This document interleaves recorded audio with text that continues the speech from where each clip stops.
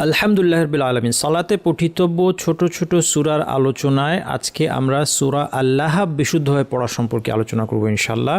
এই ধরনের সবগুলো সূরা এবং তাজউইদ সংক্রান্ত অনেক গুরুত্বপূর্ণ আলোচনা শোনার জন্য ডেসক্রিপশনে থাকা প্লেলিস্ট দেখুন। আসুন আমরা আজকের সূরার পাঠ শুরু করি। আউযু বিল্লাহি মিনাশ শাইতানির রাজীম। বিসমিল্লাহির রহমানির রহিম। তাব্বাত ইয়াদা আবি লাহাবিন ওয়া তাব। তাব্বাত, এখানে তা সাকিন আছে। তায়ের একটা বৈশিষ্ট্য হচ্ছে একটু বাতাস বের হবে। তাব্বাত তাব্বাত, এই যে বাতাসের আওয়াজটা শুনলেন, একটু বাতাস আমরা বের করব। তাব্বাত ইয়াদা বলার সময় ইয়াকে কমপ্লিট করতে হবে। ইয়াদা, এরপরে একটা আলিফ আছে, আলিফের উপর ঢেউ আছে। ঢেউ দেখলেই আমরা সাধারণ মানুষ বুঝতে পারি, একটু লম্বা করে টানতে হবে। কতটুকু? 2 আলিফ। মুসা বলতে যতক্ষণ লাগে। ইয়াদা ইয়াদা আবি, টানের পর যে হামজাটা আছে এটাকে শক্ত করার যত্নবান হতে হবে, এটা অনেকে নরম হয়ে যায় আমাদের। আবি আ আ আ ইয়াদা আবি, বিতে কিন্তু টান আছে এখানে, বাজের, তারপর ইয়া সাকিন টান আছে। আবি আবি লাহাবিউ ওয়া, এই জিনিসটা কি করলাম, এটার নাম হচ্ছে ইদগাম, গুন্নাসহ ইদগাম। সাধারণ মানুষ আমরা এই নাম মনে রাখতে কোনো কথা নাই। আমার যদি নামটা কঠিন লাগে নাম মনে রাখার দরকার নেই, কিন্তু খেয়াল রাখবেন বিন ওয়া ছিল, বিন ওয়াকে আমরা বিউ ওয়া পড়বো। বিউ একটু নাকি করে পড়বো, তারপর ওয়া বলার সময় নাক শেষ, এটা মনে রাখলেই হবে। তাহলে কীভাবে পড়বো আমার সাথে পড়ুন, সহজ হয়ে যাবে। লাহাবিউ ওয়া তাব, ওয়া তাব, বায়ের উপর তাসদিদ আছে, মানে 2টা বা, বায়ের শেষে কলকলা হবে। ওয়া তাব তাব তাব ব ব, এটা হচ্ছে কলকলা। পুরোটা আবার পড়ি। তাব্বাত ইয়াদা আবি লাহাবিন ওয়া তাব। তাব্বাত ইয়াদা আবি লাহাবিন ওয়া তাব। মা, এখানেও ঢেউ আছে দেখতে পাচ্ছি, একইভাবে লম্বা করে নেব। মা আগনা, এখানেও মা বলার পরে আটা শক্ত হবে, যেমনটা আগে বলেছি। মা গইন বলার সময় জিব্বার গোড়াটা আমাদের উপরে যে মুখের তালু আছে একদম তার পিছনে লাগিয়ে কন্টিনিউয়াস একটা আওয়াজ করতে হবে, নরম আওয়াজ। আও আও, নরম একটা চলমান আওয়াজ করতে হবে। আও না, এবং গয়নের আওয়াজটা ভারী হবে, না আবার ভারী হবে না, পাতলা হবে। নুনের উপর ছোট আলিফে টানতে হবে।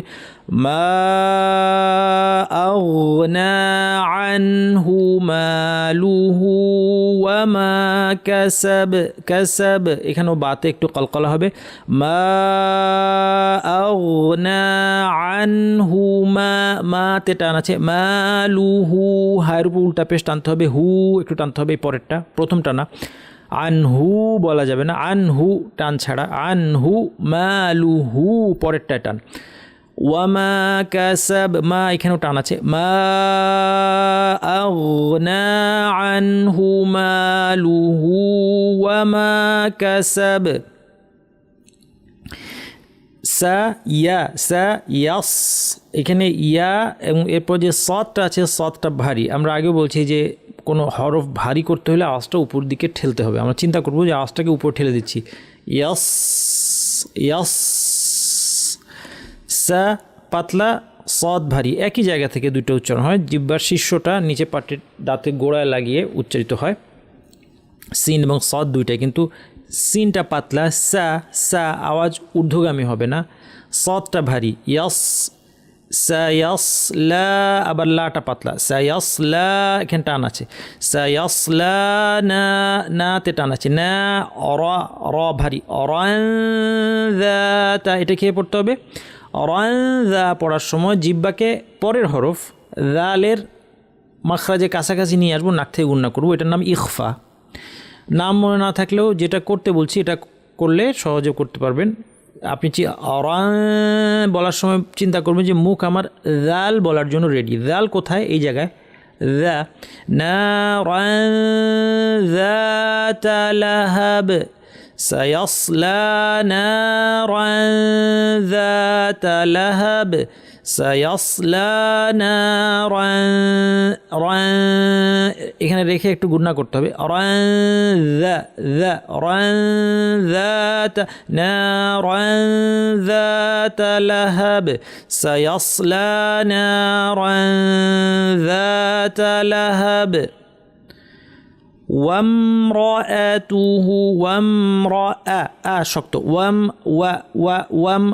না হ্যাঁ ও অথবা অনা ওয়ানা ওয়া ওয়ামরাআতুহু টান আছে উল্টা পেশ ওয়ামরাআতুহু মিমের পর তাসদিদ লম্বা গুণনা এরপর একটা টান আছে হাম এটাও লম্বা মা এটাও লম্বা ওয়ামরাআতুহু হাম্মালাতাল হাতাব ত ভারী হা ط وامرأته حمالة الحطب وامرأته حمالة الحطب